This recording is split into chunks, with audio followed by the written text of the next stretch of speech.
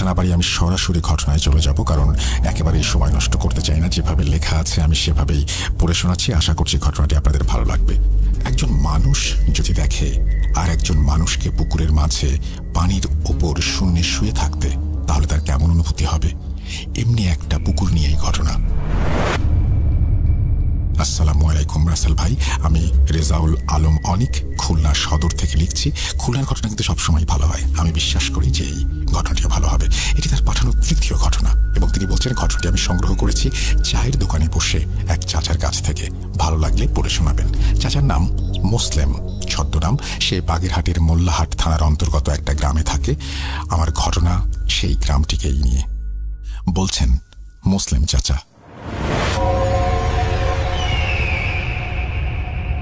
সাল 1984। তখন আমার বয়স 31-32 বছর হবে। দিনের বেলা কাজকর্ম করে রাতে তাস খেলার অভ্যাস ছিল আমার। আমার বাড়ি থেকে 3 কিলোমিটার দূরে বাজারের একটা দোকানে চৌকিতে বসে 4-5 জন প্রতিদিন রাত 10টা-11টা পর্যন্ত তাস খেলতাম। সাইকেল ছিল আমার একটা, ওটা নিয়ে যাওয়া আসা করতাম। ঘটনাটি যেদিন ঘটে সেদিন আমার এক বন্ধু নাম কুদ্দুস আমার সাইকেল নিয়ে আগে আগে চলে যায় আমার শ্বশুর বাড়িতে। আমার বাড়ি থেকে বের হয়ে দুপাশে ধানের জমি 1/2 কিলোমিটারের মতো যেতে হবে। তারপর একদম রাস্তার গা ঘেঁষে একটা কবরস্থান, সেখানে বাঁশবাগান আছে। পরে 1 কিলোমিটার ইট বিছানো রাস্তা, রাস্তার দুপাশে কিছু বাড়ি ঘন ঘন গাছপালায় ভরা।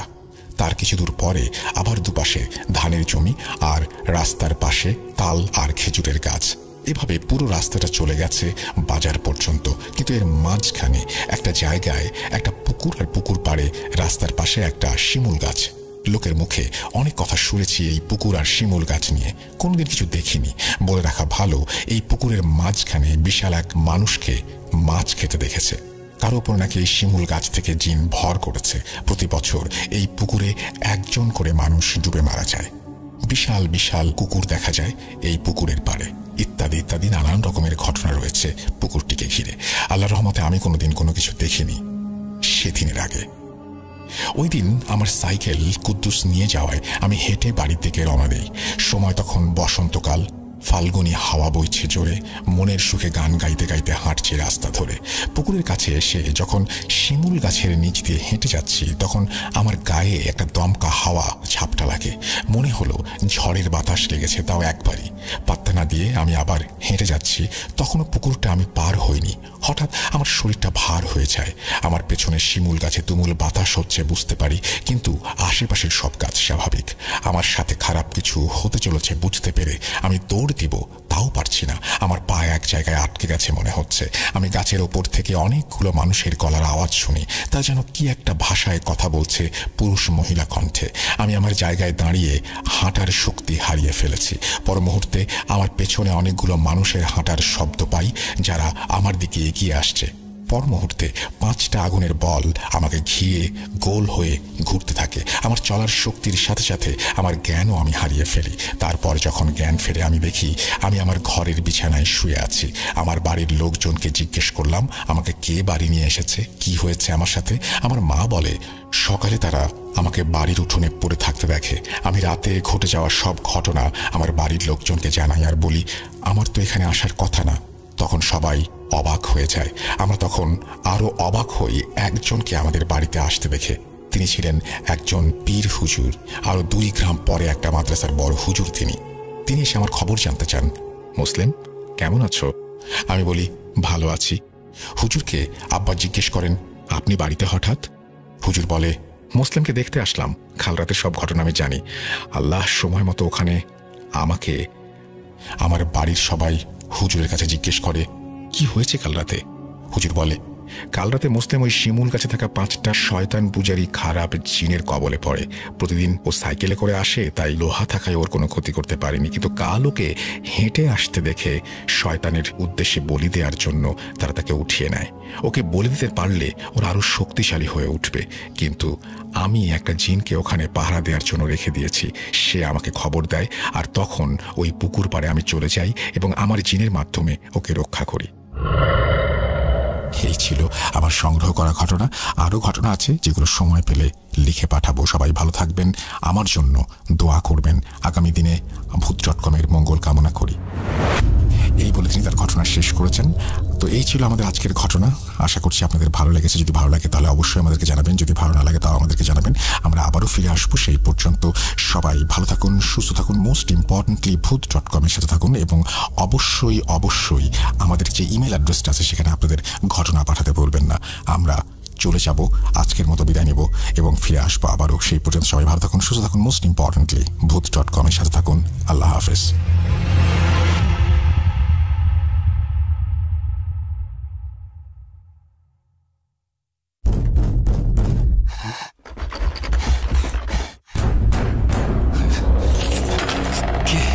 আমি অশরীরী, দেখতে পাবে না কবু।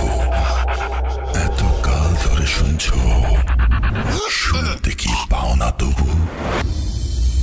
ভূত.com, The Fear Returns with Russell. Welcome back. আপনাদের সবাইকে স্বাগত জানাচ্ছি, আমি রাসেল। আশা করছি আপনারা সবাই ভালো আছেন, ভালোর দলে আছেন এবং রমজান মাস আপনাদের চমৎকার কাটছে। ঈদের দিকে এগিয়ে যাচ্ছি আমরা। জানি আপনাদের ব্যস্ততা বাড়ছে, ফিরতে হবে ঘরে আপনজনের কাছে। আর আমাদের ব্যস্ততা বাড়ছে একটা চমৎকার এপিসোড উপহার দেওয়ার জন্য। আমরা যে প্রস্তুতি নিচ্ছি সেটা নিয়ে, এবং অলরেডি অনেকগুলো স্টোরি পেয়েও গিয়েছি। আপনারা যারা এখন স্টোরি পাঠাননি তাদের সবাইকে অনুরোধ করব, ঘটনা পাঠিয়ে দিন russell.booth.com@gmail.com এই অ্যাড্রেসে। আমি চলে যাচ্ছি কথা না বাড়িয়ে প্রথম ঘটনায়, এবং আশা করছি এই ঘটনাটি আপনাদের ভালো লাগবে। আসসালামু আলাইকুম রাসেল ভাই, আশা করি আপনি মহান সৃষ্টিকর্তার অশেষ মেহেরবানিতে ভালো আছেন। আমি মোহাম্মদ কাউসউদ্দিন, বর্তমানে বাংলাদেশের নৌবাহিনীতে কর্মরত আছি। আমি একটি ভৌতিক কাহিনী আপনাদের সাথে অনেক দিন ধরে শেয়ার করব করে কাজের প্রেসারে আর শেয়ার করা হয়নি। আমি এখন যে কাহিনীটি শেয়ার করব সেটি আমার এক চাচার কাছ থেকে শোনা। ঘটনাটি তার নিজের সাথে ঘটেছে। স্থানটি রাজবাড়ী জেলা পাংশা থানার হাবাসপুর গ্রামে। কথা না বাড়িয়ে সরাসরি আমি ঘটনায় চলে যাচ্ছি। আমার চাচার নাম হাসান মণ্ডল, পেশায় একজন ঘোড়ার গাড়ি চালক। তিনি তার এলাকাতে ঘোড়ার গাড়িতে মানুষ সহ বিভিন্ন মালামাল বহন করে বেড়াতেন। তিনি ছোটবেলা থেকে অনেক সাহসী আর দুরন্ত স্বভাবের মানুষ ছিলেন। আমি আমার চাচার ভাষায় বলছি। আমি রাতে খাবার শেষ করে ঘুমোতে যাব এমন সময় এক লোক এসে আমার নাম ধরে ডাকলো। আমি ঘর থেকে বেরিয়ে এলে তিনি আমাকে বললেন, কাল আমার ছেলের বিয়ে, আপনাকে বরযাত্রী হয়ে কোণে বাড়িতে যেতে হবে। ভাড়ার কথা ভাববেন না, আমি পুষিয়ে দেব। শুনে খুব খুশি হলাম, কিন্তু আমি লোকটিকে এর আগে কখনো দেখিনি। এই প্রথম লোকটাকে দেখলাম। চিনি বলেও মনে হচ্ছে না। আমি এসব ভাবতে ভাবতে তিনি বললেন, কি হলো, যাবেন? কোনো কিছু না ভেবে, অর্থাৎ 7-5 না ভেবেই বললাম, যাব। লোকটি আমাকে বললেন, ঠিক আছে, তাহলে আপনি রেডি হয়ে থাকবেন, কাল এসে আমি আপনাকে নিয়ে যাব। এই বলে লোকটা চলে গেলেন। আমি তাকে বিদায় জানিয়ে বিশ্রাম করার জন্য ঘরে এলাম। তখন আমার মাথায় একটা চিন্তা এসে ভর করলো। আজ তো শুক্রবার আর কাল তো শনিবার। শনিবারে আবার কারো বিয়ে হয় নাকি? এই ভাবতে ভাবতে আমি ঘুমিয়ে গেলাম। বলে রাখা ভালো, তখনকার মানুষ একটু কুসংস্কারে বিশ্বাস করত। তারা ভাবত শুক্রবার ছাড়া অন্য কোনো দিনে বিয়ে হওয়াটা কেমন যেন অশুভ অশুভ একটা ব্যাপার। সকালে উঠে যথারীতি আমি ঘোড়া সহ ঘোড়ার গাড়িটি পরিষ্কার পরিচ্ছন্ন করে ধুয়ে মুছে রাখলাম। তারপর বাড়ির অন্য কাজ শেষ করে নিজেও গোসল করে নিলাম। শীতের দিন হওয়ায় গোসল শেষে গরম কাপড় পরে খেতে বসলাম। মা আমাকে বললেন, কিরে খোকা, আজ কোথাও গেলি না? তখন আমি খেতে খেতে বললাম, মা, আজ একটা বিয়ে নিয়ে যেতে হবে, তাই অন্য কোনো কাজ আজকে নেব না। বাড়িতে আমি আর আমার মা খাবার শেষ করে ঘোড়াকে খেতে দিলাম, আর মনে মনে ভাবছিলাম, কি ব্যাপার, দুপুর গড়িয়ে গেল, কই এখনো তো কেউ এলো না, নাকি আমাকে মিথ্যে বলল। এই ভাবতে ভাবতে আমি ঘরে গিয়ে বালিশে মাথা রাখতেই ঘুমিয়ে পড়লাম। মাগরিবের আজানের পর সেই লোকটি এসে আমাকে ডাকলো। আমি ঘুমাচ্ছি, তাই মা আমাকে ডেকে তুলে দিলেন। আমি ঘর থেকে বের হতেই লোকটি আমাকে বললেন, কই চলুন, অনেক দূর যেতে হবে, অনেক দেরি হয়ে গেছে আমাদের। আমি চোখ মুখ ধুয়ে গাড়িটার সঙ্গে ঘোড়াটাকে জুড়ে ওনার সাথে যাত্রা শুরু করলাম। মেঠো রাস্তা ধরে যাচ্ছি, একটু শীত শীত লাগছে। রাস্তার দুপাশে কোনো ঘর বাড়ি নেই, সামনে বাঁশের বাগান, তারপর সামনে যেতে একটা নদীর বাঁধ, তারপর ছোট্ট একটা কালী মন্দির, তারপর নদীর পাশ কেটে সরু রাস্তা। এই রাস্তা আমার অনেক চেনা, অনেকবার এসেছি, তবে আজ কেমন জানি অদ্ভুত লাগছে। চারদিকে কেমন একটা নির্জনতা কাজ করছে। ভাবলাম রাতে তো কখনো আসেনি, তাই হয়তো এমন লাগছে। ভাবনা শেষ হতেই দূরে চোখ পড়ল আমার। দেখি রাস্তার পাশে একটি আলোকসজ্জার বাড়ি, এবং সেখানে পৌঁছাতেই পেছন থেকে লোকটি বলে উঠলেন, থামুন, আমরা এসে পড়েছি। তারপর আমি ঘোড়ার গাড়ি থামালাম। আমার ঘোড়ার গাড়ির শব্দে বাড়ি থেকে কয়েকজন বেরিয়ে এলো। তারপরে যথারীতি বরযাত্রীরা উঠে বসলো। ওরা মোট 13 জন। ওরা ওঠাতে আমি আবার যাত্রা শুরু করলাম। ভালো লাগছে, সবার হাসি খুশি মন, আর হালকা মৃদু বাতাসে ঘোড়ার গাড়িটি ক্যাঁকুর ক্যাঁকুর শব্দ করে চলতে শুরু করলো। আমি বেশ আনন্দ উপভোগ করছিলাম, কিন্তু আনন্দটা আর বেশি সময় রইল না। মনে হচ্ছে ঘোড়ার গাড়িটি আর সামনে এগোতে পারছে না। কেউ একজন শক্তিশালী দানব ঘোড়ার গাড়িটি পেছন থেকে টেনে ধরেছে। এর আগে থেকেই আমি একটা জিনিস আঁচ করছিলাম, আমার ঘোড়া দুটো আজ অন্য দিনের চাইতে বেশি চিল্লাচিল্লি করছে। আমি গাড়ি থেকে নামলাম, হাতে হ্যারিকেন নিয়ে গাড়ির পেছন দিকে তাকিয়ে যা দেখলাম তা দেখে আমার আর বোঝার বাকি রইল না আমাদের সাথে কি হতে চলেছে। আমি দেখলাম ধান বানা কালো কুচকুচে একটা ঢেকি আমার ঘোড়ার গাড়িতে চাকার সাথে বেঁধে রয়েছে। এত রাতে রাস্তার মধ্যে কালো কুচকুচে ঢেকি কোথা থেকে এলো? এটা ভাবতে ভাবতে মনে পড়ে গেল একটা কথা। বড়দের মুখে শুনেছি, জিন ভূত পিশাচ যাই হোক না কেন, কোনোভাবেই তারা ঘোড়ার সামনে আসবে না। তাই হয়তো তারা পেছন থেকে আমাদের ভয় দেখাচ্ছে।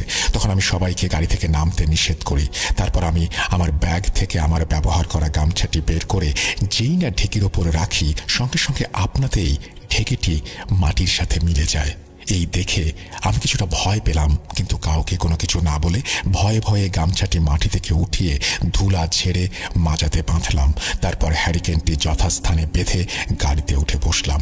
গাড়িতে উঠে বসতে আমার ঘোড়া দুটি আবার আপন মনেই চলতে শুরু করলো। কিছু দূর ভালোই যাচ্ছিলাম, হঠাৎ আমরা লক্ষ্য করলাম আমাদের ঘোড়ার গাড়ির ছাদের ওপর ধুপ ধাপ করে অনবরত চারিদিক থেকে বড় বড় ঢিল এসে পড়ছে। তখন সবাই ভয়ে জড়সড় হলাম, কি হচ্ছে সব আমাদের সাথে? তখন আমি সবাইকে বললাম, ভয়ের কিছু নেই, সবাই যার যার জায়গায় বসে যা পারেন সূরা কেরাত পড়তে থাকেন, কেউ ভুল করেও নিচে নামবেন না। আমি ঘোড়ার লাগাম শক্ত করে ধরে চাবুক মারা শুরু করলাম। ঘোড়া এগোচ্ছে না, তবে চাবুকের আঘাতে দুই পা সামনে যাচ্ছে, আবার পেছনে ফিরে আসছে। কি করব ভেবে পাচ্ছিলাম না। তখন আমি নিরুপায় হয়ে গাড়ি থেকে নামলাম।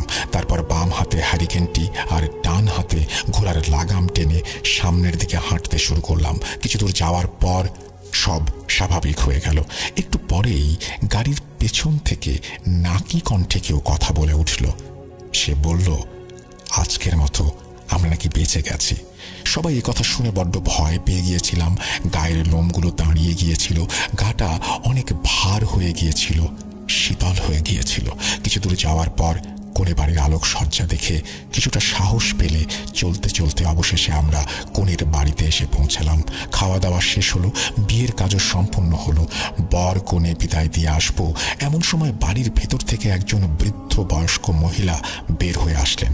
তিনি জানালেন, রাত অনেক হয়ে গেছে, আজ রাতটা এখানে কাটিয়ে কাল সকালে যেতে হবে। তখন বর এবং কনে পক্ষের সহমত হওয়ায় তারা সেখানে থেকে যায়। আমি বাড়িতে চলে আসার মত প্রকাশ করলে তারা আমাকে সবাই নিষেধ করেন, কিন্তু আমি তাদের নিষেধের তোয়াক্কা না করে সেখান থেকে বিদায় নিয়ে চলে আসি। গাড়ি চলছে, চারিদিকে ঝিঝি পোকার ডাক আর মাঠের মধ্যে থেকে শেয়ালের হাঁক ভেসে আসছে। আস্তে আস্তে রাত যত গভীর হচ্ছে, অন্ধকারও ততই ঘন হচ্ছে। রাস্তার মধ্যে আমার সাথে একই ঘটনা আবারও ঘটল। আমি কোনো কিছুর তোয়াক্কা না করে মুখে যা আসে তাই পড়তে শুরু করলাম। আমার আশেপাশে কত রকম জীব জন্তু ঘোরাঘুরি করছে। আমার মনে হচ্ছে আমার চারপাশে একজন নয়, একাধিক লোক ফিসফিস করে কি সব বলছে। আমি ওই জায়গা পার হতে আমার লোমগুলো দাঁড়িয়ে গেল, প্রচণ্ড ঘামছিলাম। তারপর আস্তে আস্তে চারিদিক নির্জন হয়ে আসে, সবকিছু স্বাভাবিক হয়ে যায়। আমি আমাদের নদীর ঘাটে এসে পৌঁছাই। ঘটনাটি এখানে শেষ হলে ভালো হতো, কিন্তু না, আমার সামনে ঘটল আরো ভয়ঙ্কর দুর্ঘটনা। আমি নদীর ঘাট পার হয়ে যখন কালী মন্দিরের সামনে আসলাম তখন আমি যা দেখলাম তা দেখার জন্য আমি মোটেও প্রস্তুত ছিলাম না। আমি দেখলাম বড় বড় আকৃতির দুটি কালো কুঁচকুঁচে বিড়াল, চোখ দিয়ে তাদের আগুনের ফুলকি বের হচ্ছে। বিড়াল দুইটি রাস্তার এক পাশ থেকে অন্য পাশে পায়চারি করছে আর ভয়ঙ্করভাবে আমার দিকে তাকিয়ে আছে। আমি কোনো কিছু ভাবতে পারছি না আমার সাথে কেন এমন ঘটছে। আমি সামনে পেছনে কোনো কিছু না ভেবে হ্যারিকেনের শিখাটা একটু বাড়িয়ে দিতেই সেগুলো আপনি থেকেই মিলিয়ে গেল। আমি তাড়াহুড়ো করে ঘোড়ার লাগামটা ধরে যেই না চাবুক ঘোড়ার শরীরে মারতে যাব তখন আমার চোখ পড়ল বাঁশ ঝাড়ের দিকে। বাঁশগুলো সব মাটিতে নুয়ে পড়েছে আর বাঁশ বাগানের মধ্যে প্রচণ্ড ঝড় বয়ে যাচ্ছে। তা দেখে আমি আর ঠিক থাকতে পারলাম না। আমি ভয় আর রাগ নিয়ে ঘোড়ার গাড়ি থেকে নেমে হ্যারিকেনটা হাতে নিয়ে দূর থেকে চাবুক দিয়ে যেই না বাঁশের গায়ে সজোরে আঘাত করলাম সঙ্গে সঙ্গে বাঁশগুলো সরসর করে উঠে গেল। ঝড়ও বন্ধ হয়ে গেল। আমি তাড়াহুড়ো করে বুকটা গাড়ির সঙ্গে ঠেকিয়ে শরীরের সমস্ত শক্তি দিয়ে গাড়িতে উঠলাম। গাড়ি চলছে আর আমার মনে হচ্ছে চারিদিকে ভেঙে চড়ে যাচ্ছে। এভাবে বাঁশ ঝাড় পেরিয়ে মাঠ পেরিয়ে অবশেষে বাড়িতে পৌঁছালাম। তখন আমার সারা শরীর থেকে ঘাম টপ টপ করে ছড়ে পড়ছে। আমি বাড়িতে ঢোকার সঙ্গে সঙ্গে আমার মা আমাকে জড়িয়ে ধরলেন। আমিও মাকে জড়িয়ে ধরে কাঁদতে কাঁদতে বললাম, মা, আজকে আমি মরেই যেতাম। আল্লাহর অশেষ মেহেরবানি এবং তোমার দোয়ায় বেঁচে ফিরেছি। তারপর একে একে সমস্ত ঘটনা আমি মাকে বলি। তারপর মা আমার সব ঘটনা শুনে রাতে লবণ পানি খেতে দেন। তারপর গরম পানি দিয়ে আমাকে গোসল করতে বলেন। সেদিন রাত্রে খাবারে মাছ থাকায় আমার মা আমাকে মাছ না খেতে দিয়ে শুধু লবণ দিয়ে ভাত খেয়ে ঘুমোতে বলেন। এর পরের ঘটনাটা দাদির মুখ থেকে শোনা। আমি যখন হাসানের সমস্ত ঘটনা শুনি তখন আমি প্রচণ্ড ভয় পাই। হাসান যেহেতু নদীর পাশ দিয়ে এসেছে তাই ওকে আমি গরম পানি দিয়ে গোসল করিয়ে মাছ খেতে বারণ করি, এতে পিশাচ ও খারাপ কিছু ওর কাছে যেন না আসতে পারে। পরে হাসান যখন ঘুমিয়ে পড়ে তখন আমি ওর পাশে বসে নফল নামাজ পড়ে জিকির করছিলাম। তখন আমার মনে হচ্ছিল ঘরের চারিপাশের গাছপালা কি যেন ভেঙে চুড়ে তছনছ করে ফেলছে। আর কতজন ঠিক বলতে পারবো না, সাঁই সুঁই করে কথা বলছে। আমি সাহস করে টিনের ফুটো দিয়ে তাকিয়ে দেখি গন্ডারের মতো কিছু একটা আমার বাড়ির সমস্ত গাছপালা ভেঙে চুরমার করে ফেলছে। এই ভয়ঙ্কর প্রাণীটির মুখোমুখি হতেই সে আমাকে বলে আজকে নাকি আমাকে মেরেই ফেলতো। তারপর সব কিছু স্বাভাবিক। সকালে উঠে আমি দেখলাম বাড়ির সব গাছপালা ঠিক আগের মতো আছে। আসলে আমাদেরকে ঘর থেকে বের করে ক্ষতি করার ইচ্ছে ছিল তাদের। কি বলবো। দাদি যখন এসব কথা আমাদের বলছিলেন তখন দাদি কাঁপছিলেন, চোখে পানি টলমল করছিল। হাসান চাচা আর তার মা অর্থাৎ আমার দাদি আজ বেঁচে নেই বার্ধক্যজনিত কারণে। মহান সৃষ্টিকর্তা রাব্বুল আলামিন তাদের দুজনকেই যেন জান্নাতুল ফেরদৌস দান করেন। এই ছিল আমার ঘটনা। যদি ভালো লাগে শেয়ার করবেন এবং আমাকে কল দিয়ে জানাবেন। তারপর আপনার কণ্ঠে ঘটনাটি শুনে অবশ্যই ভালো লাগবে বলেই আশা রাখি। আমি তেমন ভালো বাংলা লিখতে পারি না, ভুল ভ্রান্তি হলে ক্ষমা সুন্দর দৃষ্টিতে দেখবেন। লিখেছেন Mohammad Ghaus Uddin. Thank you very much আপনার এই চমৎকার ঘটনাটির জন্য। আসলেই খুবই অদ্ভুত একটি ঘটনা। আমরা চলে যাব আমাদের পরবর্তী ঘটনায়।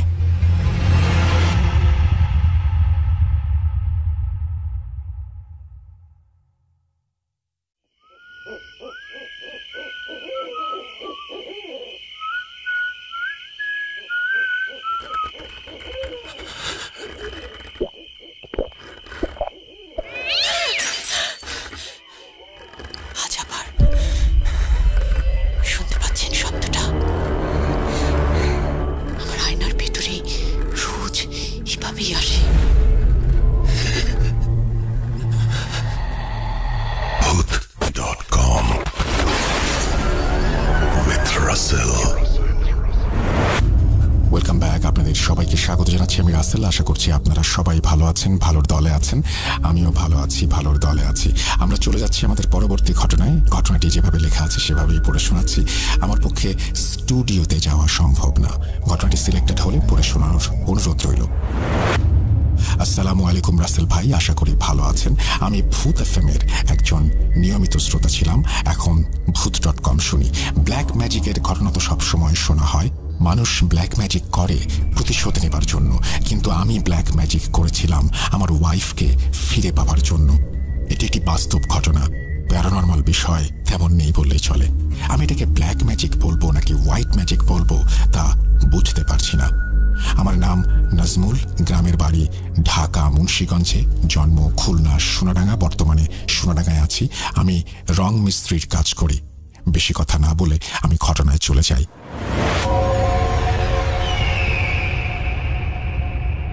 সালটা ছিল 2021 সালের ফেব্রুয়ারির 3 তারিখ। আমি আমার নানা বাড়ি যাই, কারণ সেদিন ওয়াজ মাহফিল ছিল। মাহফিলে একটা মেয়েকে দেখে খুব ভালো লাগে আমার সাথে আমার এক মামা ছিল। তার কাছ থেকে ওই মেয়ের ঠিকানা জেনে পরদিন তার সাথে হঠাৎ নদীর পাড়ে দেখা হয়ে যায় আমার। তারপর আমি আমার মামাকে বলি তার নাম্বারটি জোগাড় করে দিতে পারবে কিনা। মামা নাম্বার জোগাড় করে দেয়, কিন্তু আমি ফোন দিইনি কখনো। আর 2 দিন পর আমি খুলনায় আমার বাসায় চলে আসি। তার সাথে 2 থেকে 3 দিন কথা বলার পর আমি আবারও নানার বাসায় যাই। ওইখানে যাওয়ার 1 দিন পরে আমি তাকে নিয়ে পালিয়ে আসি। যা হোক রাসেল ভাই, এগুলো বলতে গেলে অনেক সময় লাগবে। 2-3 মাস খুব ভালোই চলছিল আমাদের। কোরবানি ঈদের 2-3 দিন পর আমার শাশুড়ি আসে আমাদের নেয়ার জন্য। আমি তাদের বাসায় যেতে চাচ্ছিলাম না। আমার শাশুড়ি তার মেয়েকে নিয়ে যায়। পরদিন আমি ফোন দিলে আমাকে জানায় যে তার মেয়ে আমার সংসার করবে না। কথাগুলো শোনার পরে আমি খুব কান্নাকাটি করি। তারপর থেকে আমার মাথায় শুধু একটা কথাই ঘুরছে, যেভাবেই হোক ব্ল্যাক ম্যাজিক করব আমার ওয়াইফকে। অনেক খোঁজাখুঁজির পর একজন কবিরাজের ঠিকানা পাই। আমি নাম বলবো না, ঢাকা শহরের কোনো এক জায়গায় আমি তার বাসায় যাই। একটা কাজ পেয়েছি এই কথা বলে আমি ঢাকার উদ্দেশ্যে রওনা দেই। দুপুর 2টার সময় আমি ঢাকায় পৌঁছাই। সেদিন রাতেই আমার শাশুড়ি আমাকে ফোন করে জানায়, তুমি এসে তোমার বউকে নিয়ে যাও। তারপর দিন ভোরবেলায় আমার বউ আমাকে ফোন করে বলে সে প্রেগন্যান্ট। আমি সব কিছু চিন্তা বাদ দিয়ে আবার খুলনায় ব্যাক করি। খুলনায় আসার 4 দিন পরে আমি আমার বউকে আনতে যাই। 2022 সালে জানুয়ারি মাসের 27 তারিখে আমার ঘরে ফুটফুটে এক সন্তান জন্ম নেয়। তার ঠিক 3 থেকে 4 মাস পর আমার সাথে রাগারাগি করে আমার বউ বাপের বাড়ি চলে যায়। আমিও রাগ করে 3-4 মাস খোঁজ খবর নেইনি। এভাবে কেটে যায় 4টি মাস। একদিন আন্টি আমাকে একটা কবিরাজের ঠিকানা দিয়ে বলে খুলনা ফুলবাড়ি গেটের কোনো এক জায়গায় আমি তার সাথে দেখা করি যেন। আমার কাছে টাকা বেশি না থাকায় খুব চিন্তায় পড়ে যাই। হঠাৎ একটা মহিলা আমাকে জিজ্ঞেস করে, বাবা কি হয়েছে, তোমার মন খারাপ কেন? আমি তাকে সব খুলে বলি আর বলি আমার কাছে খুব কম টাকা আছে। তারপর সেই মহিলা আমাকে বলে, তুমি কোনো চিন্তা করো না, তোমার যা টাকা লাগে আমি দিয়ে দেব। তুমি যে চিন্তা করে এখানে এসেছো এটা করো না, এটা করলে তোমার খুব ক্ষতি হবে। তারপর আমি সেই কবিরাজের সাথে কথা বলি। তাকে সব খুলে বলার পর আমাকে কিছু সরিষা ও 4টা কড়ি আনতে বলে। হঠাৎ পাশ থেকে সেই মহিলা আমাকে বলে, বাবা তুমি বসো, আমি সব এনে দিচ্ছি। তারপর সেই মহিলাটি আমাকে যাবতীয় জিনিস এনে দেয়। তারপর সেই কবিরাজ জিনিসগুলোতে ফুঁ দেয় এবং আমাকে দিয়ে বলে এগুলো নিয়ম অনুযায়ী কাজ করতে হবে নিয়ে। নিয়মগুলো এমন ছিল, প্রতিদিন দুপুরে সূরা ফাতিহা 3 বার পাঠ করে সরিষাগুলো আগুনে পোড়াতে হবে। চলবে 28 দিন। কড়ি 4টা, প্রতি মঙ্গলবার একটা করে আগুনে পোড়াতে হবে।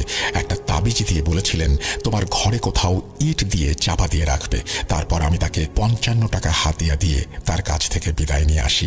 যেই না বাইরে বের হয়েছি, হঠাৎ দেখি সেই মহিলা আমাকে বলল একসাথে যাই। আমি তার কথা মেনে তার সাথে একসাথে ভ্যানে উঠি। মেইন রাস্তা পর্যন্ত আসার পর সে আমাকে বলে, বাবা চিন্তা করো না, তোমার কাজ হয়ে যাবে। তারপর সেই মহিলা আমাকে বিদায় দিয়ে চলে যায়। যাওয়ার সময় আমাকে 30 টাকা সিএনজি ভাড়া দিয়ে যায়। রাতের খাবার খেয়ে সবাই যখন ঘুমাতে যায়, আমি তখন 2 রাকাত নফল নামাজ পড়ে ঘুমাতে গেলাম। ওই রাতে আমি স্বপ্নে দেখলাম আমার বউ আমার কাছে ফিরে এসেছে। তার ঠিক 15 দিন পর আমার বউ আমার কাছে চলে আসে। এরপর আর কোনো সমস্যা হয় না, কিন্তু 2 থেকে 3 মাস পর শুরু হয় আমার সাথে খুব খারাপ কিছু ঘটা। আমি শুয়ে থাকলে আমার মনে হতো আমার পায়ের কাছে কেউ বসে আছে, আর বাইরে বের হলে মনে হতো কে যেন আমার পিছু পিছু আসছে। একদিন ঘুমিয়েছিলাম, হঠাৎ কে যেন আমাকে থাপ্পড় মারে খুব জোরে। মাথাটা পশ্চিম দিকে ঘুরে যায়। আমি ঘুম থেকে লাফ দিয়ে উঠি। তখনই ফজরের আজান দিচ্ছিল। 2023 জানুয়ারির 16 তারিখ আমি আবারও সেই কবিরাজের কাছে যাই। তাকে সব কিছু খুলে বলি।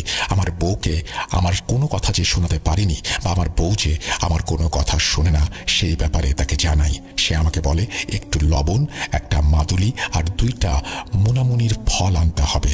আমি সেগুলো এনে তার কাছে দেওয়ার পর সেগুলো পরে ফুঁ দিয়ে আমাকে দিয়ে বলে, এই তাবিজটা তোমার বাম হাতে বেঁধে রাখবে আর লবণ তরকারির সঙ্গে খেতে হবে। আমাকে সে বলে দিয়েছে 9 মাস এটার মেয়াদ থাকবে, 9 মাস পর সব কেটে যাবে। আমি যেন 9 মাস পর যেয়ে তার কাছ থেকে আবারও তাবিজ নিয়ে আসি আর বলেছে গরুর মাংস খাওয়া যাবে না, কেউ মারা গেলে সেই বাড়িতে যাওয়া নিষেধ, নবজাতক কোনো শিশু জন্ম নিলে 41 দিনের মধ্যে তাদের বাসায় যাওয়া নিষেধ। এই ছিল আমার ঘটনা। আমি আজও বুঝতে পারি না কে ছিল সেই মহিলা, কেনই বা আমাকে টাকা দিল আর আমার বাসায় আসার সময় কেনই বা আমাকে বলল বাবা সব ঠিক হয়ে যাবে, কেনই বা সে আমাকে থাপ্পড় মারল। আমার কাছে এই সমস্ত তথ্য অজানা। লিখতে গিয়ে অনেক প্রবলেমের মধ্যে পড়েছি, কম্পোজ করছি, অটোমেটিক ডিলিট হয়ে যাচ্ছে। কোথাও ভুল হলে ক্ষমা করে দেবেন। ভালো লাগলে পুরো শোনানোর অনুরোধ। আমার কাছে আরও অনেক ঘটনা আছে আমার মামাতো বোনের সাথে ঘটে যাওয়া। এই ঘটনা সিলেক্টেড হলে ওই ঘটনাগুলো লিখে পাঠাবো। নাজমুস সাকিব খুলনা সোনাডাঙ্গা থেকে এই ঘটনাটি পাঠিয়েছেন। আপনাকে অসংখ্য ধন্যবাদ। আশা করছি যারা শুনেছেন তাদেরও এই ঘটনাটি ভালো লেগেছে। আমরা সরাসরি চলে যাব আমাদের পরবর্তী ঘটনায়। প্রিয় শ্রোতা বন্ধুরা, এখন যে ঘটনাগুলো শুনবেন সেই ঘটনাগুলো হয়তো আপনারা আগেও শুনেছেন, অনেকবার শুনেছেন, বারবার শুনতে চাইবেন, হয়তো কখনোই শুনেননি। সেরা সেই ঘটনাগুলোর মধ্যে চলুন আমরা প্রবেশ করি এবং তাদের সাথেই আমরা হারিয়ে যাই ভয়ের রাজ্যে। আপনারা সবাই প্রথম থেকে শেষ পর্যন্ত আমাদের সঙ্গে থাকবেন সেই আশা রেখেই চলুন শুরু করা যাক।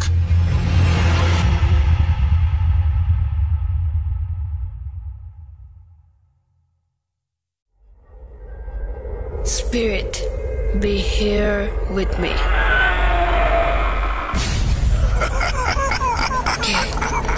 ¿Qué তুমি? Bhoot.com. The fear returns with Russell. Welcome back. আরও একবার আপনাদের সবাইকে স্বাগত জানাচ্ছি, আমি রাসেল। আর পরবর্তী ঘটনাটি যেভাবে লেখা আছে আমি সেভাবেই পড়ে শোনাচ্ছি। আসসালামু আলাইকুম রাসেল ভাই।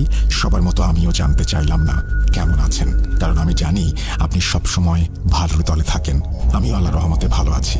শুরুতেই আমার পরিচয় বলে রাখছি, আমি আরিয়ান, বাসা কিশোরগঞ্জ জেলার কটিয়াদি উপজেলায়। আমি এর আগেও একটি ঘটনা শেয়ার করেছিলাম, কিন্তু সেটা সিলেক্টেড হয়নি। ঘটনা শুরুতেই বলে রাখা ভালো, আমি সরাসরি এই ঘটনাটি স্টুডিওতে এসে শেয়ার করতে পারবো না, তার জন্য আন্তরিকভাবে দুঃখিত। রাসেল ভাইয়ের কাছে আমার অনুরোধ, আমার ঘটনাটি পড়ে শোনাবেন। আমরা সবাই অনেক উত্তেজিত আর অপেক্ষায় বসে আছি আপনার মুখ থেকে ঘটনাটি শোনার জন্য। এবার আমি যে ঘটনাটি শেয়ার করতে যাচ্ছি সেটা আমার সাথে নয়, বরং আমার বন্ধুর সাথে ঘটে যাওয়া মর্মান্তিক সত্য ঘটনা। নাম প্রকাশ করার অনুমতি পাইনি বিধায় নামটি গোপন রাখছি। লেখার মাঝখানে ভুল ত্রুটি ক্ষমা সুন্দর দৃষ্টিতে দেখবেন। চলুন তাহলে আর দেরি না করে ঘটনায় যাওয়া যাক। বলার সুবিধার্থে আমি তার মতো করেই বলছি। বলছেন ওবায়দুল, ছদ্মনাম। আমার গ্রাম থেকে 2 গ্রাম পেরিয়ে মানিকখালী নামক একটি গ্রাম আছে। সেখানে প্রতি ডিসেম্বর মাসের 27 তারিখ একটি ওয়াজ মাহফিল হয়। আমাদের গ্রামের অনেকেই সেই ওয়াজ মাহফিল শুনতে যায়। আমিও প্রতিবার সেখানে গিয়ে ওয়াজ শুনি। তাই প্রতিবারের মতো এবারও আসর পরে ওয়াজ শোনার জন্য ওয়াজ মাহফিলের উদ্দেশ্যে রওনা দিলাম আমি এবং আমার 2 বন্ধু। ভালোভাবেই আল্লাহর অশেষ রহমতে সেখানে পৌঁছালাম। ওয়াজ মাহফিল বেশ বড় হওয়ার কারণে সেদিন অনেক ভিড় হয়ে যায়। দূর দূরান্ত থেকে মানুষ আসে ওয়াজ শোনার জন্য। তারপর কোনো রকম ভিড় এড়িয়ে আমরা 3 জন 3 জায়গায় বসে পড়লাম। ভিড়ের জন্য আমরা 3 জন এক জায়গায় বসতে পারলাম না। বেশ কিছুক্ষণ ওয়াজ শুনলাম। হঠাৎ ঘড়ির দিকে তাকাতে দেখলাম রাত প্রায় 12:30। আমি ভাবলাম অনেক রাত হয়ে গেছে, বাড়ি চলে যাওয়া উচিত। আমাদের এলাকায় রাত 11টার পর সিএনজি বা অটোরিকশা পাওয়া যায় না। আমি বাড়িতে যাব এই কথা ভেবে আমার সাথে থাকা বন্ধুদের খুঁজতে থাকি, কিন্তু ভাগ্যের কি নির্মম পরিহাস, আমি আমার বন্ধুদের কোথাও খুঁজে পেলাম না। এদিকে রাত অনেক বেড়ে যাচ্ছিল, কি করব বুঝতে পারছিলাম না। এবার নিজে নিজেই বলে উঠলাম, হয়তো ভিড়ের মধ্যে ওরা আমাকে হারিয়ে ফেলেছে, হয়তো বাড়ি ফিরে গেছে। তাই আমিও চলে যাব ঠিক করলাম। মেইন রোডের কাছে যেতেই দেখি কোনো সিএনজি তো দূরের কথা, একটা কুকুরও নেই। একটু হতভম্ব হয়ে ভাবলাম এত বড় একটা ওয়াজ মাহফিল, কিন্তু কোনো অটো সিএনজি নেই। একেবারেই যে নেই তা কিন্তু না, কিছু সিএনজি ছিল যেগুলো দূর থেকে আসা মানুষ নিয়ে তাদের নিজেদের গ্রামে ফিরে যাচ্ছিল। আমাদের গ্রামে যাওয়ার দুইটি রাস্তা, একটা হচ্ছে মেইন রোড আর অন্যটি হচ্ছে রেল লাইন।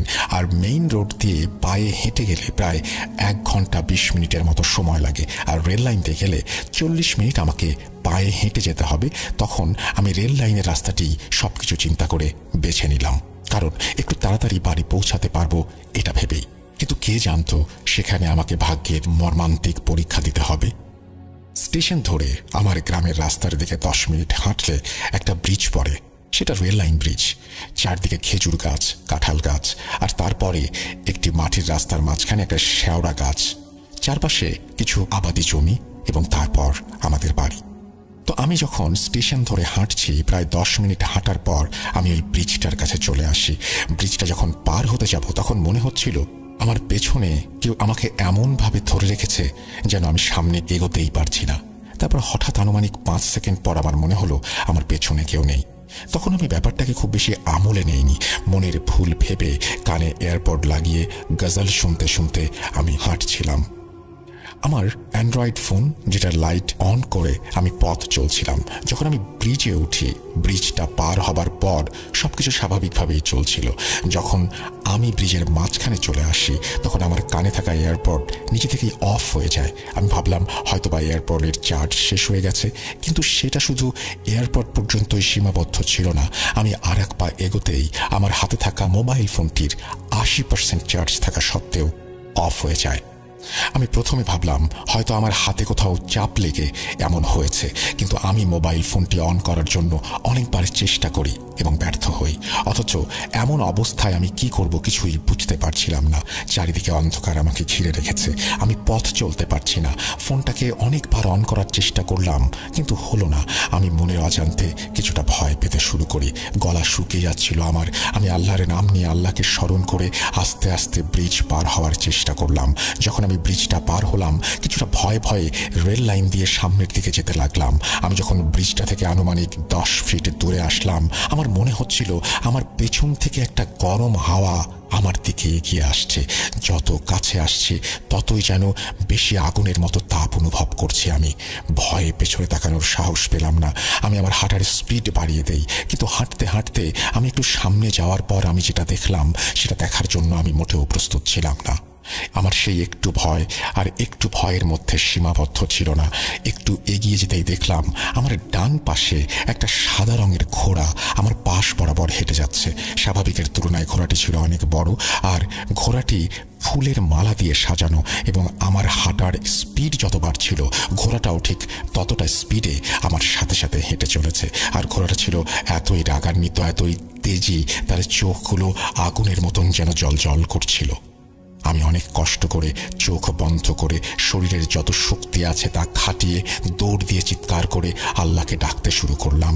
তারপর উচ্চ স্বরে বলতে লাগলাম, হে আমার রব, তুমি সর্বশক্তিমান, তুমি পারো আমাকে এই বিপদে থেকে বাঁচাতে।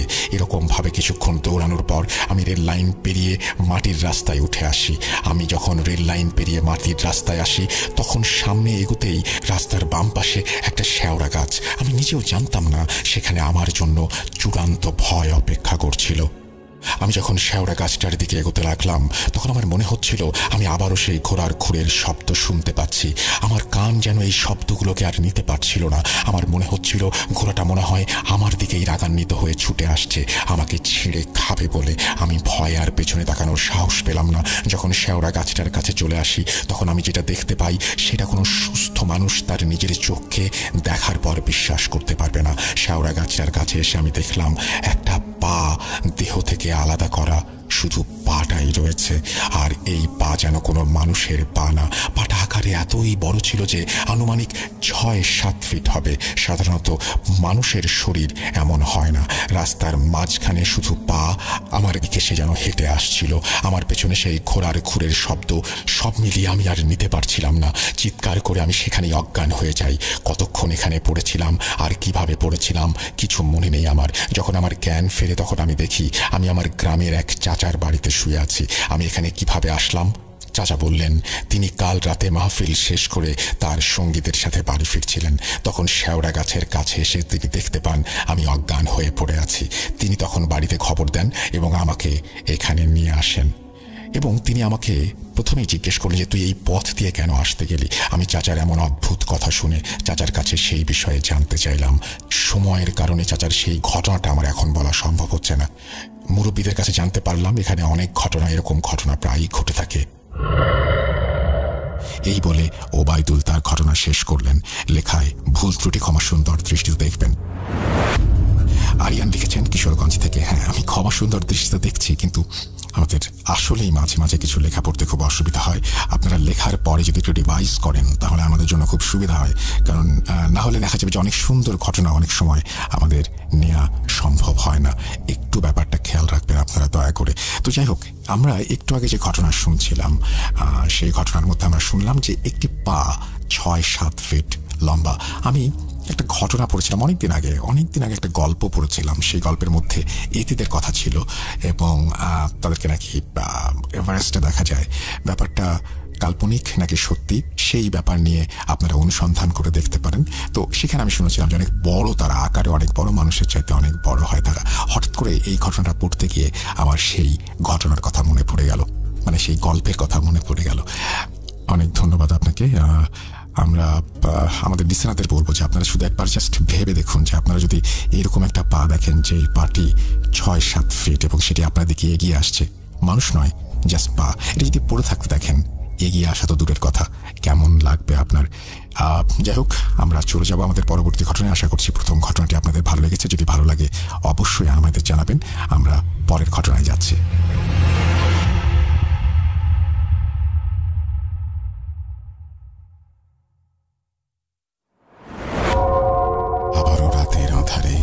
ভয়ের রাজ্য ফুঁড়ে ফিরেছি সেই পুরনো সুরে। বিশ্বাস করা বা না করা আপনার ব্যাপার, but the old music comes alive. Voot.com. The fear returns with Russell. Welcome back. আপনাদের সবাইকে স্বাগত জানাচ্ছি। আমি রাসেল। আশা করছি আপনারা সবাই ভালো আছেন এবং ভালোর দলে আছেন। আমিও ভালো আছি, ভালোর দলে আছি। শুক্রবারে সময় হলো ভয়ের রাজ্যে হারিয়ে যাবার। ইউটিউবে আমরা খুব তাড়াতাড়ি পৌঁছে যাব 1 মিলিয়নে। আর এই যাত্রাটা আরও সহজ করতে আপনাদের পাশে চাই। যারা শুনছেন তারা সবাই অনুগ্রহ করে সাবস্ক্রাইব করবেন, আমাদের পাশে থাকবেন। আমাদেরকে ঘটনা পাঠাতে হলে আমাদের ইমেল অ্যাড্রেস russell.booth.com@gmail.com। আপনার নাম, ঠিকানা এবং ফোন নাম্বার সহ আপনার জীবনে ঘটে যাওয়া সেরা ঘটনা লিখে পাঠিয়ে দেবেন আমাদের কাছে। আমরা চলে যাচ্ছি আমাদের প্রথম ঘটনায়। আশা করছি ঘটনাটি আপনাদের ভালো লাগবে। আপনারা সবাই জানেন যে বাংলাদেশের পরে সবচাইতে বেশি আমরা যে জায়গা থেকে ঘটনা পাই বা যারা আমাদের শুনেন সেটা হচ্ছে মধ্যপ্রাচ্য, এবং মধ্যপ্রাচ্যের সৌদি আরব থেকে পাঠানো একটি ঘটনা এবার আপনাদের পড়ে শোনাবো। চলুন কথা না বাড়িয়ে সরাসরি ঘটনায় যাওয়া যাক। আসসালামু আলাইকুম রাসেল ভাই, কেমন আছেন? আশা করছি ভালো আছেন, ভালোর দলেই আছেন। এটি আমার পাঠানো প্রথম ঘটনা। আমি সেই শুরু থেকে ভূত এফএমের সাথে ছিলাম। মাঝখানে অনেক বছর শোনা না হলেও এখন নিয়মিত শুনি। আমি মোহাম্মদ আমির ফয়সাল, বর্তমানে সৌদি আরব দামামে আছি। মূল ঘটনায় আসি। ঘটনাটি আমার সাথে পাশে দোকানে চাকরিরত একজন পাকিস্তানি বন্ধু মোহাম্মদ জিয়া ভাইয়ের সাথে ঘটে যাওয়া ঘটনা। উনি বয়সে আমার অনেক সিনিয়র হলেও অত্যন্ত আন্তরিক এবং বন্ধুসুলভ। ঘটনাটি ওনার মুখে উর্দুতে শুনেছি, আমি বাংলায় উপস্থাপন করছি। বলছেন মোহাম্মদ জিয়াউল হক ওরফে ভাই। সাল 2018, 4 মাসের ছুটিতে আমি এবার পাকিস্তান এসেছি। প্রতিবারের মতোই কর্মস্থল থেকে দেশে ফিরে এসে সবার প্রথমে আমি যে কাজটি করি, একটি নতুন বাইক কিনি এবং তা ছুটি শেষে যাওয়ার সময় বিক্রি করে দেই। দেশে এলেই বন্ধুদের নিয়ে বের হয়ে যাই দেশ ঘুরতে। সেবারও তার ব্যতিক্রম ছিল না। আমার বাইক নিয়ে ট্যুর পার্টনার থাকেন আমার আপন ভাগ্নে আসিফ।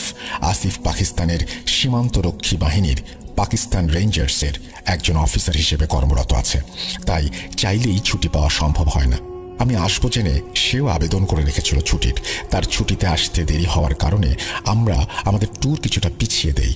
সে আসলে আমরা অক্টোবর মাসের 4 তারিখ সকালে রওনা হই। এটি ছিল একটি দীর্ঘ ট্যুর। আমরা সব মিলিয়ে সেবার 4 জন ট্যুরমেট ছিলাম। আমি যেহেতু করাচির বাসিন্দা ছিলাম তাই পথটি ছিল দীর্ঘ।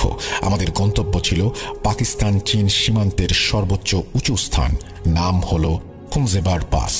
এটি সমুদ্রপৃষ্ঠ থেকে 4993 মিটার উচ্চতায় অবস্থিত এবং কারাকোরাম পর্বতমালায় অবস্থিত। খুনজেবার পাসটি ছিল কারাকোরাম হাইওয়ে দ্বারা সংযুক্ত। করাচি আমার বাড়ি থেকে 1900 কিলোমিটার দূরে। যথারীতি আমরা প্রায় 1.5 দিন বাইক চালানোর পর আমাদের গন্তব্য থেকে মাত্র 140 কিলোমিটার আগে একটি স্থানে যাত্রা বিরতি করি। দিনটি ছিল বৃহস্পতিবার। আমরা আসরের শেষে পুনরায় রওনা হব। ঠিক তক্ষুনি মুষলধারে বৃষ্টি শুরু হয়। বলে রাখা ভালো, এটি ছিল আমাদের গন্তব্যস্থলের সবচেয়ে নিকটবর্তী যাত্রা বিরতির স্থান। বিরতি শেষে আমরা যখন বের হব তখন হোটেল মালিক আমাদের কোথা থেকে এসেছি এবং কোথায় যাব জানতে চাইলে আমরা তা বলি এবং তিনি তা শুনে আমাদের যা বলেন তা শুনতে আমরা মোটেও প্রস্তুত ছিলাম না। তিনি বললেন, এখান থেকে 5 থেকে 7 কিলোমিটার পরেই পাহাড়ি আঁকাবাঁকা রাস্তা ও জঙ্গল, যা এতটা ঘন যে সূর্যের আলো সময় মতো পৌঁছায় না। আমরা এখন রওনা দিলেও মাগরিবের আগে পৌঁছাতে পারবো না। তাই বললেন, স্থানটি মোটেও ভালো না। এখানে যারা যাতায়াত করছে সবাই কোনো না কোনো খারাপ অভিজ্ঞতার সঙ্গে নিয়ে এসেছে। বাবা, তোমরা আমার ছেলের মতো। আজ রাতটা আমার হোটেলে থেকে যাও, কাল না হয় ফজরের সময় রওনা দিও। আমরা যেহেতু সবাই বয়সে জওয়ান তাই সেই হোটেলের মালিকের কথা উপেক্ষা করলাম, কারণ এমন ভ্রমণ আমরা আগেও করেছি। যথারীতি আমরা রওনা দিই। আকাশে মেঘ, তখনও গাড়ি নেই এই পথে। হালকা ঝিরিঝিরি বৃষ্টি হলেও তা কোনো বিশেষ সমস্যার সৃষ্টি করছে না। আমাদের রাস্তা ছিল খুবই ভালো। আমাদের পথে 2টি সীমান্ত বাহিনীর চেকপোস্ট এবং যেহেতু আমার ভাগ্নে একই বাহিনীতে কর্মরত তাই তেমন কোনো সমস্যায় পড়তে হয়নি। কিন্তু আমাদের আশ্চর্য করে 2টি চেকপোস্ট সামনে না যেতে অনুরোধ জানায়। তারা বলে তারা নিজেরাও প্রায় এখানে প্যারানরমাল অ্যাক্টিভিটির সম্মুখীন হয়। আমরা আগে বিষয়টিকে আমলে না নিলেও সবার বারণ আমাদের ভাবায়। আমরা ছিলাম ক্লান্ত। এত লম্বা একটি জার্নি, তার মাঝে গত 2 দিন প্রায় রাস্তায়, তাই আমরা চাচ্ছিলাম তাড়াতাড়ি গন্তব্যে পৌঁছতে। আমরা আবার রওনা করলাম। কিছুক্ষণ যাবার পর শুরু হলো আঁকা বাঁকা পাহাড়ি পথ, যার উঁচু নিচু রাস্তা চলে গেছে। তখন প্রায় সন্ধ্যা হতে চলেছে। চারিদিকে আবছা অন্ধকার। স্থানটি সংরক্ষিত এলাকা হওয়ায় কোনো বাড়িঘর দোকানপাট কিচ্ছু ছিল না। আমরা মোবাইলে সময় দেখে 4 জন একটি স্থানে বাইক থামাই এবং মাগরিবের নামাজ পড়ে নেই। হালকা বৃষ্টির আমেজ তখনও থাকায় আবহাওয়া ছিল ঠান্ডা। এমনভাবে আমরা প্রকৃতি আর নানা প্রকার আওয়াজ শুনছিলাম, ভালোই লাগছিল। আমাদের গন্তব্যে আমরা আবারও রওনা হলাম। আর তারপর আমাদের সাথে যা হলো তা আমাদের সারাটা জীবন মনে দাগ কেটে রাখবে। সবেমাত্র সন্ধ্যা হলো। নামাজ পড়ে আমরা মাত্র মিনিট 2 আসলাম। যেহেতু রাত, আঁকা বাঁকা সড়ক, আমাদের সবার বাইকের গতিও ছিল 40। আমরা একটা সোজা রাস্তা বেয়ে উপরে উঠলাম। তারপর বাঁক হয় বাম দিকে। রাস্তা প্রায় 50 থেকে 60 ফিট নিচে নেমে গেছে, আবার উপরে উঠছে। আমরা সবাই বাইকের গতি কম হওয়াতে আমাদের প্রত্যেকটি বাইক একে অপরের কাছেই ছিলাম। সবার হেলমেটেই কমিউনিকেটর ছিল। আমরা দেখলাম দূর থেকে আমরা যে রাস্তায় বাঁক নিয়ে নিচে নামবো সেখানে আলো সাদৃশ্য কিছু চলছে। আমাদের টিমে ভাগ্নের সামনে, আমি মধ্যখানে এবং শেষে আমার বন্ধুরা ছিল। আসিফকে বাইক দাঁড় করাতে দেখে আমিও দাঁড়িয়ে যাই। তারপরে একে একে সবার বাইক থামে। আমরা যা দেখি তার সাথে কোনো হিসাব মেলে না। আমরা দেখি আমরা যে বাঁক ধরে নিচে নামবো তার ঠিক নিচে একটি বিশাল জমায়েত, অর্থাৎ একটি বরযাত্রীর বহর যাচ্ছে। সেখানে প্রায় 70 থেকে 80 জনের মতো নারী পুরুষের একটি বহর, যা ছিল এমন, সামনে 2টি দলে বিভক্ত ব্যান্ড পার্টি একটি সাদা ঘোড়ায় বর আরোহণ করে আছে। পেছনে একটি সুসজ্জিত ঘোড়ার গাড়ি, সবাই বিয়ের সাজে সজ্জিত এবং পেছনে 50 থেকে 60 জনের মতো সব বয়সী ছেলে মেয়ে, বয়স্ক নাচতে নাচতে যাচ্ছে। আমরা এটিকে স্বাভাবিকভাবে নিলেও আমাদের ঘোর কাটতে বেশি দেরি হয়নি। তারা এমনভাবে রাস্তা ব্লক করে রেখেছিল যে পাশ দিয়ে একটা বাইকও ক্রস করার জায়গা ছিল না। এভাবে কেটে গেল 5 থেকে 6 মিনিট।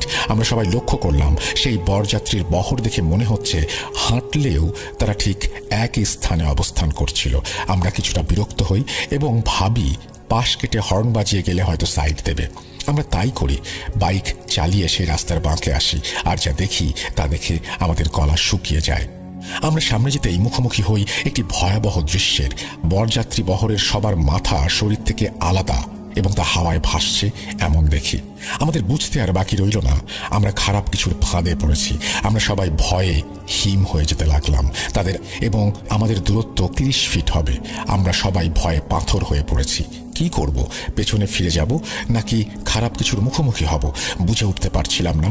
আসিফ সীমান্ত বাহিনী হওয়ায় এবং তার ডিউটি সীমান্ত হলেও এমন ঘটনা প্রথমবারের মতো দেখছেও, সেও ভয়ে হিম হয়ে গিয়েছিল। আমাদের টিমে আমি সবচেয়ে বড় হলেও আমি বুঝে উঠতে পারছিলাম না আমাদের কি করা উচিত। আমরা সবাই হেডলাইট অফ করে বাইকের স্টার্ট অফ করে বসে আছি একত্রে খারাপ কিছুর অপেক্ষায়। কিন্তু আমাদের মনে সবারই অনুশোচনা হলো, কেন আমরা হোটেলের মালিকের বারণ শুনলাম না, যিনি কিনা আমাদের হাত ধরে না যেতে অনুরোধ করেছিলেন? কেন আমরা তাদের এত কাছে এলাম? সবাই যার যার মতো দোয়া দুরুদ পড়ছিল, কেন আমরা আসলাম? আমাদের সবার মনে একটি প্রশ্ন ঘুরছিল, এই রাতে এমন একটি জনমানবহীন স্থানে যেখানে 100 কিলোমিটারে কোনো বসতি নেই, কোনো মানুষের চিহ্ন নেই, সেখানে কোথা থেকে বরযাত্রী আসবে? এই ভাবতে ভাবতে আমাদের মধ্যে একজন পকেট থেকে ফোন বের করে ভিডিও করতে শুরু করে। রাত 7:13। আমাদের সবার ফোনই তখনকার সময়ের নতুন ফোন ছিল। আমরা সবাই ভিডিও করার সাহস করি। আশ্চর্য হলেও সত্যি 4টি ফোনের কোনোটিতেই কোনো ভিডিওতে বরযাত্রীর কোনো অস্তিত্বই দেখা যাচ্ছিল না, কিংবা ভিডিও রেকর্ড হচ্ছিল না। এভাবে কেটে গেল আরও কিছু সময়। আমরা বুঝে উঠতে পারছিলাম না আমরা কি করব। আমাদের কি ফিরে যাওয়া উচিত, অপেক্ষা করা উচিত?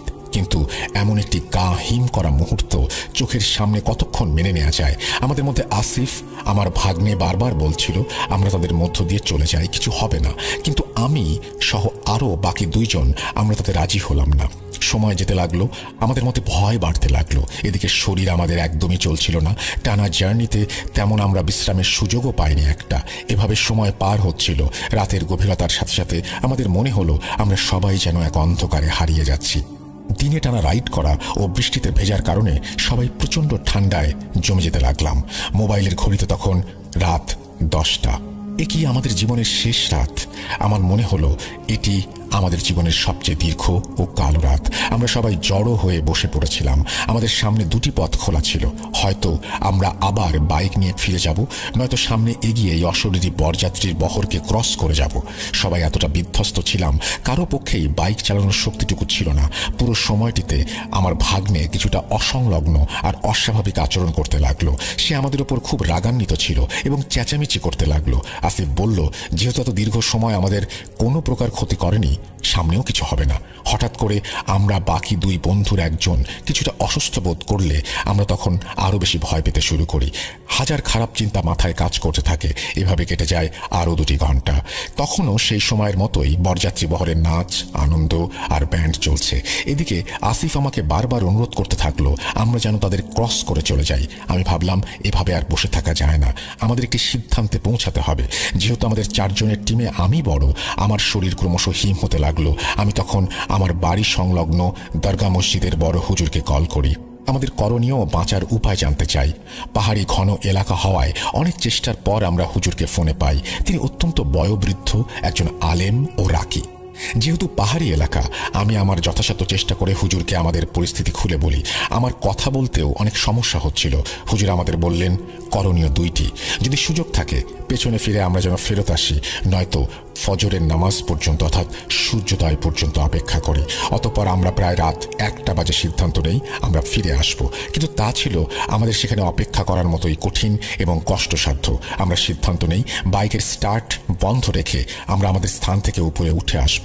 আমরা এমন স্থানে ছিলাম যা ছিল একটু উঁচু, খাড়া পাহাড় বেয়ে নিচে নেমে যাওয়া একটা বাঁক। এই স্থান হতে আমাদের আবারও সেই ভেজা খাড়া পাহাড়ে উঠতে হলো। আমাদের জীবনে সবচেয়ে কঠিন ও কষ্টকর কাজ। আমাদের সবার বাইক স্বাভাবিকের চেয়েও কয়েক গুণ ভারী মনে হচ্ছিল। এখানে বলে রাখা ভালো, হুজুর আমাদের বলেছিলেন আমরা যেন তাদের অর্থাৎ বরযাত্রীদের কোনো প্রকার বিরক্ত না করে ফিরে আসি। তাই আমরা বাইক স্টার্ট না দিয়ে শরীরের সর্বশক্তি দিয়ে খাড়া পাহাড়ে উপরে উঠে আসি। আমরা সবাই ওপরে ওঠার পর সবাই পুনরায় বাইক স্টার্ট দিয়ে ফিরে যাব ঠিক করলাম। আর আপাতত সেই চাচার খাবারের দোকানে আশ্রয় নেব এবং চাচার কথা না শোনার জন্য তার কাছ থেকে ক্ষমা চেয়ে নেব। আমরা বাইক স্টার্ট করলাম। ঘটনা এখানে শেষ হলেই ভালো হতো। আমরা মাত্র 15-20 সেকেন্ড বাইক চালিয়ে সামনে আসলাম। আর যেহেতু সবাই ভয়ে কম বেশি বিপর্যস্ত ছিলাম, সবাই একে অপরের গা ঘেঁষে ঘেঁষে বাইক চালাচ্ছিলাম। অতঃপর আমরা যা দেখলাম তাতে আমাদের বেঁচে ফেরার শেষ আশাটুকু হারিয়ে ফেললাম। এবার আমরা দেখলাম আমাদের থেকে 60 থেকে 70 মিটার দূরে হুবহু একই রকম একটি বরযাত্রীর বহর আমাদের দিকে ধেয়ে আসছে। তাদের সবারই একই রকমের শরীর থেকে মাথা কিছুটা উপরে ভাসছিল। আমরা আবারও শরীরের শেষটুকু শক্তি দিয়ে বাইক ঘুরিয়ে আগের জায়গায় ফিরে আসি আর দেখি আগের বহরটি এখনো সেখানেই আছে। আমাদের শরীর হাড় হিম হয়ে যাচ্ছিল, মনে হচ্ছিল সবাই সেন্সলেস হয়ে পড়ব। কিন্তু এমন মৃত্যু আমরা চাইনি। আমাদের আর আওয়াজ করার মতো কোনো শক্তি পেলাম না। এবার আমরা আগের চেয়ে কিছুটা দূরে দাঁড়ালাম। মনে হচ্ছিল সবাই একসাথে সেন্সলেস হয়ে গেলে ভালো হতো। আবার মনে হচ্ছিল এটি একটি দুঃস্বপ্ন। এভাবেই আমরা হাত পা ছেড়ে রাস্তায় পড়ে রইলাম। তারপর সকাল হওয়া পর্যন্ত অপেক্ষা করলাম। এমন অস্বস্তিকর দম বন্ধ করা রাত আমি আমার জীবনে পাইনি। আমি বলতে পারি আমরা কেউই পাইনি। রাত 3:27, তখনও ফজরের আজানের অনেক দেরি। এই বিভীষিকাময় রাত শেষ হবার নয়। আমরা যেন আর পারছি না। আমাদের সবার একই অবস্থা। শরীরে কারো এক বিন্দু শক্তিও অবশিষ্ট নেই। আমাদের শরীর এতটা দুর্বল ছিল, মনে হচ্ছিল মারা যাব। আমাদের সবার চোখ ছোট হয়ে আসছিল। চোখে সব ঝাপসা দেখছিলাম। মনে হচ্ছিল মৃত্যুর কোলে ঢলে পড়ছি। কতক্ষণ ঠিক এভাবে ছিলাম জানি না। তারপর একটা সময় আমার ফোনে ফজরের আজান বেজে উঠল। আমি আধো চোখ খুললাম। ভেবেছিলাম হয়তো সবকিছু শেষ হয়েছে। তখনও ঘুটঘুটে অন্ধকার। তখনও সেই আগের মতোই বরযাত্রীর বহর সেখানেই ছিল। প্রায় 20 থেকে 25 মিনিট পর ভোর হতে থাকে। ঘন পাহাড়ি গাছপালা হওয়ায় ভোরের আলো তখনও পুরোপুরি ফোটেনি। আমরা সবাই উঠলাম আর সিদ্ধান্ত নিলাম যা হবে আমরা এবার তাদের ক্রস করে আমাদের গন্তব্য অর্থাৎ বেস ক্যাম্পে পৌঁছাবো। আমরা সবাই যার যার মতো সূরা পড়তে পড়তে বাইক স্টার্ট দিলাম। এবার আমি সবার সামনে, তারপর আমার ভাগ্নে এবং আমার বাকি 2 বন্ধু সারিবদ্ধভাবে বাইক চালাতে লাগলাম। এবং আমরা যখনই তাদের ক্রস করব হর্ন দিলাম। আমি যেহেতু সামনে ছিলাম, আমি লক্ষ্য করলাম কেন যেন আমার ডান কাঁধে কেউ একজন হাত রাখলো। ভয়ে আমার শরীর হিম হয়ে গেল। আমি ঘাড় ফিরিয়ে পেছনে দেখার সাহস করলাম না। সেই বরযাত্রীর বহর থেকে 60 থেকে 65 বছরের একজন বৃদ্ধ আমাকে থামালেন আর উর্দুতে যা বললেন, বাংলায় অর্থ করলে যেটা দাঁড়ায় সেটা হচ্ছে, বেটা পুরো রাত তো অপেক্ষা করেছিলে, তাহলে আর 10 মিনিট অপেক্ষা করলে কি এমন হতো। তারপর বলল, এখন সোজা তোমরা চলে যাও আর যেতে যেতে পেছনে ফিরে দেখবে না। আমরা তাদের ক্রস করলাম এবং সেবারের মতো কোনো সমস্যা ছাড়াই বেস ক্যাম্পে পৌঁছালাম। পথে আর কোথাও দাঁড়াইনি। আমরা একদিন বিশ্রাম করে আবার ফিরে আসলাম। আমরা সেখানে সীমান্তরক্ষী বাহিনী বা কাউকে কিছু শেয়ার করিনি। তারা আমাদের দেখে আমাদের সাথে খারাপ কিছু হয়েছে অনুমান করলেও আমরা কিছু না বলায় তারা আরও বেশি গভীরভাবে জানতে চাননি। আমরা ঠিকঠাক করাচিতে আমাদের বাসায় ফিরে এসেছিলাম। আসার সময় আমরা 4 জনের কেউই আমাদের সাথে ঘটে যাওয়া স্থানটি মনে করতে পারছিলাম না। যেই স্থানে আমরা আমাদের জীবনের সবচেয়ে দীর্ঘ রাত প্রায় 11 ঘন্টা কাটিয়েছি তা আমাদের কারোরই ভুলে যাওয়ার কথা না। করাচিতে ফেরার পর আমরা সবাই সুস্থ থাকলেও আমার ভাগ্নে আসিফের জ্বর আসে। আমরা অনেক চিকিৎসা করালেও ভালো হচ্ছিল না। আমরা সবাই লক্ষ্য করলাম সে ঘটনার পর শুকিয়ে যাচ্ছে। আমি এবার সেই রাতের বড় দরগার হুজুরের শরণাপন্ন হই। তাকে আমাদের সব ঘটনা খুলে বলার পর পরের দিন জানাবেন বলে তিনি জানান এবং আমাদের চলে যেতে বলেন। আমরা পরের দিন ওনার কাছে যাই এবং জানতে চাই কারা সেই অশরীরী বরযাত্রীর বহর, কেন জনমানবহীন একটা জায়গায় তাদের বরযাত্রা, কেন তারা আমাদের ক্ষতি না করলেও যেতে দিলেন, কেন আমাদের পথ আটকে রাখলেন, আবার কেন বললেন 10 মিনিট পর গেলে ভালো হতো। হুজুর আমাদের যা বললেন তা ছিল এমন, তিনি জানতে পারলেন প্রায় 50 থেকে 60 বছর আগে একটি লাঠাল, স্থানীয় ভাষায় বলা হতো, যারা ছিল সশস্ত্র ডাকাত, একটি পুরো বরযাত্রী বহরকে গলা কেটে হত্যা করে সব লুট করে নিয়ে যায়। হয়তো তোমাদের সামনে তেমনি কোনো বিপদ হয়েছিল, তাই হয়তো তারা যেতে দেয়নি এবং তারাও হয়তো চেয়েছিল সকাল হলেই তোমরা রওনা হও। কিন্তু আমাদের সবাইকে বাদ দিয়ে আসিফ কেন অসুস্থ হলো আর সে কেন কষ্ট পাচ্ছে? তখন হুজুর সেই রাতের পুরোটা সময় জুড়ে আসিফের আচরণ কেমন ছিল তা আমার কাছে জানতে চান। আমি বললে তিনি বলেন, তোমার ভাগ্নে অবাধ্য আচরণ করেছে এবং ওই বিষয়টি নিয়ে মনে মনে খারাপ চিন্তা করেছে।